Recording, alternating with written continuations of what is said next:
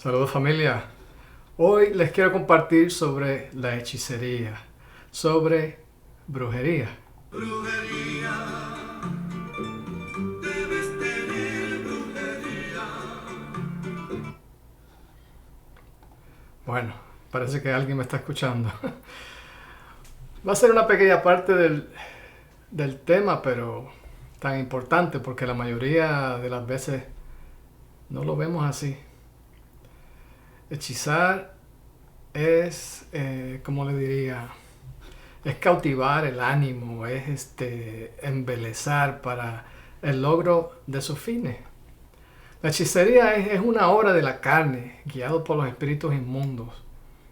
Pablo le dice a la iglesia de Gálatas, capítulo 5, 19 al 22, y manifiestas son las obras de la carne, que son adulterio, fornicación, inmundicia, lascivia, idolatría, hechicerías, enemistades, pleitos, celos, iras, contiendas, disensiones, herejías, envidias, homicidios, borracheras, orgías y cosas semejantes a estas, acerca de las cuales os amonesto, como ya os lo he dicho antes, que los que practican tales cosas no heredarán el reino de Dios.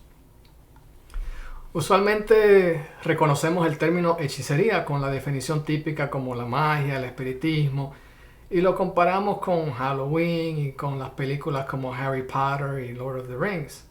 Todo esto es verídico. Ahora, este es un problema muy serio en el mundo y necesitamos prestarle la atención necesaria y orar para derrotar este mal satánico. Este mensaje está más dirigido a otro tipo de hechicería menos notable. Según la palabra de Dios, también existe el tipo de hechicería el cual nos está destruyendo dentro del cuerpo de Cristo, o sea, nosotros mismos los cristianos. Este problema no es algo nuevo, sino que sucedía en la iglesia primitiva, como lo acabamos de escuchar en el pasaje que Pablo le escribió a los Gálatas, exhortando a esa iglesia. Esto sucedía porque a pesar que eran cristianos, se dejaban controlar por la carne y no por el espíritu. Es mucho más fácil verlo en otras personas, pero se nos hace bien difícil verlo en nosotros mismos. El espíritu de hechicería nos ataca a través de tres manifestaciones: la manipulación, la rebeldía y el legalismo. Voy a hablar un poquito sobre la manipulación. Pablo les escribe a los Gálatas y les dice que han sido encantados por el espíritu de hechicería. Este espíritu lleva a las personas a buscar poder y manipulación sobre otras personas y a través de circunstancias, de dinero y hasta del sexo. Primera de Reyes 16:31 nos habla de Jezabel, hija de El Baal, rey de los Sidonios. Era sacerdotisa de Ishtar, antes de casarse con Acab, rey de Israel. Con su carácter y hechicería dominaba y hacía lo que quería de su marido. Hizo que Acab construyera un templo y un ídolo al dios Baal.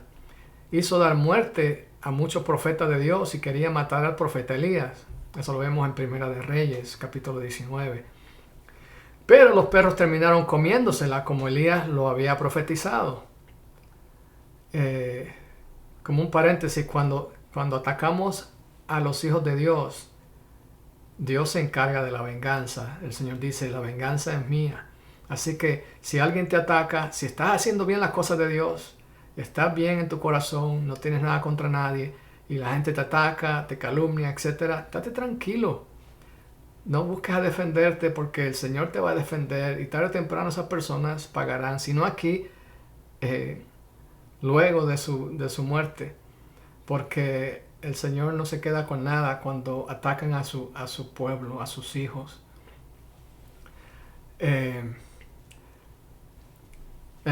Se recuerda como ese pasaje que le estaba mencionando de Jezabel, se recuerda como infamia y como un tipo de un sistema seductor dentro de la iglesia, como también podemos ver en Apocalipsis 2:20. Jezabel manipulaba a su marido con el espíritu de hechicería Y todavía hay mujeres y hombres que utilizan la manipulación con su cónyuge. Hay cristianos que dicen, dale a tu esposa lo que ella quiere o se va a enojar. Esto es hechicería. Podemos creer que como cristianos no podemos ser controlados por este espíritu. Pero vemos en Gálatas que no es así. Podemos estar influenciados con el poder de la hechicería en nuestro matrimonio y también en el tipo de actividades que acostumbramos a hacer, como el tipo de películas que vemos, las canciones que escuchamos, los conciertos que nos gusta ir a asistir. Por eso le digo, especialmente jóvenes, mucho cuidado. Garbage in, garbage out. Lo que alimentamos crece y lo que no muere. Así que tengamos cuidado de que nos alimentamos.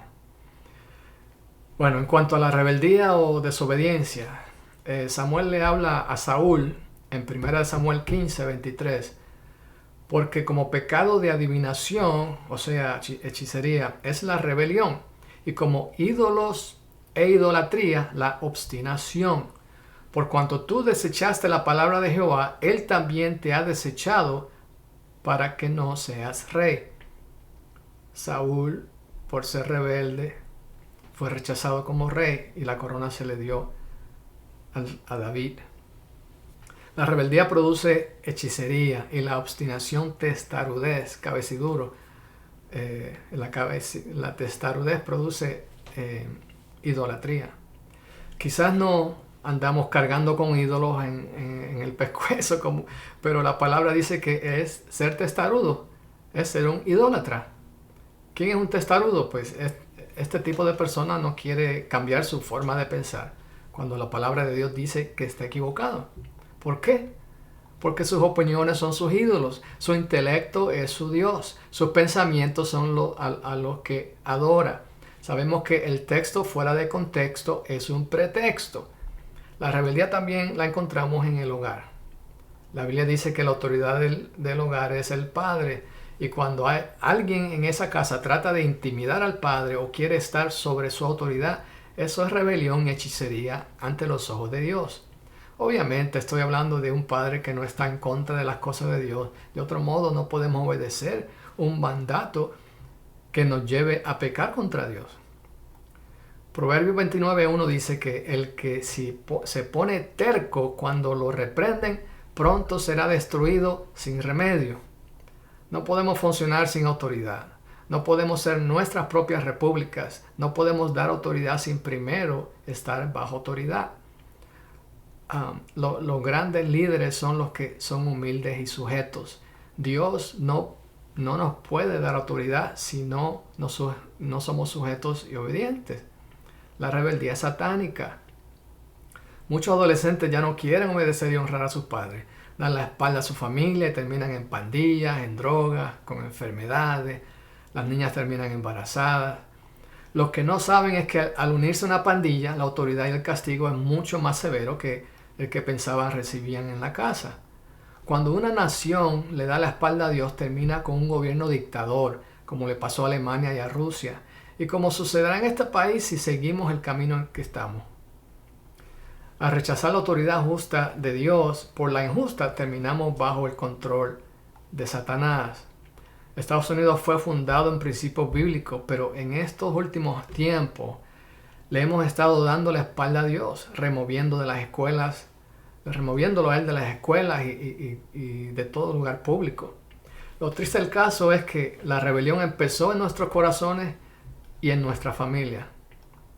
Cuando Miriam incitó a Aarón a que se rebelara en contra de su hermano Moisés, ella quedó atacada con lepra. Cuando nos rebelamos contra la autoridad espiritual, perdemos la cobertura que Dios nos da. No podemos andar leprosos y esclavizados. Tenemos que ser libres en Cristo Jesús. Y la otra parte es en cuanto al legalismo. Los Gálatas querían mantener una ley para recibir el agrado de Dios a través de las obras. El legalismo es mantener reglas humanas para hacerse justos ante Dios. Esta es otra forma como Satanás controla la iglesia. Dios odia el legalismo porque si podemos ser salvos manteniendo reglas humanas, Jesucristo murió en vano. Pablo dice en Gálatas 3:19 que la ley fue dada para hacernos ver las transgresiones hasta que viniera la simiente, que es Cristo, para que fuera nuestro mediador y fuéramos salvos por gracia. Tristemente el legalismo se encuentra de alguna forma u otra en las iglesias. En algunas denominaciones, por ejemplo, algunos piensan que si mueven un pie durante la alabanza pueden ser acusados de bailar. Otros se consideran santos por su forma de vestir. Solo por gracia de Dios podemos ser salvos, mi gente. Si creemos que somos salvos por lo bueno que somos, la gracia de Dios no puede estar en nosotros.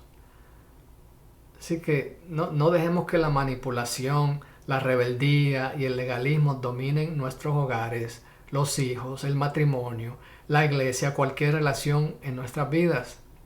Dios quiere que dejemos a un lado toda atadura, todo celo, resentimiento y seamos renovados a través de la sangre de Jesús para que así podamos tener una buena relación con Dios. Seamos victoriosos y libres. Digan, todo lo puedo en Cristo que me fortalece. Dios me los bendiga. Hasta la próxima.